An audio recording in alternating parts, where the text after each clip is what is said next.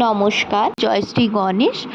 সবাইকে জানাই অ্যাস্ট্রোওয়েজের পক্ষ থেকে স্বাগতম।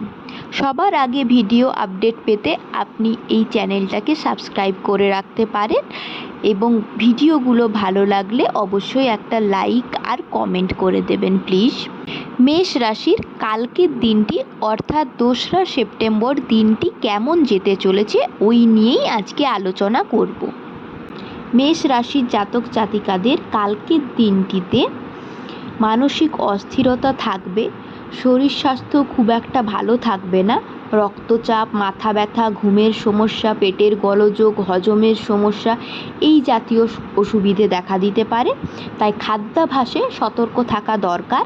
পরিবারের কারো স্বাস্থ্য নিয়ে দুশ্চিন্তা দেখা দিতে পারে, মাতার সাথে মনোমালিন্য হতে পারে, পুরনো কোনো দেনা পাওনা সময় মতো মিটিয়ে না রাখলে সমস্যার সৃষ্টি হতে পারে।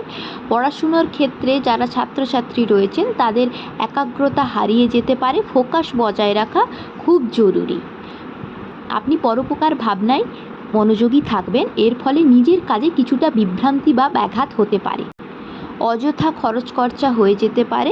নতুন কোনো কাজ শুরু করার জন্য কালকের দিনটি খুব একটা উত্তম নয়। উপায় কি না, হনুমান চালিসা পাঠ করুন, তাতে অনেকটা ভালো ফল পাবেন। আর কালকের আপনার লাকি কালার লাল আর লাকি সংখ্যা 3। ধন্যবাদ।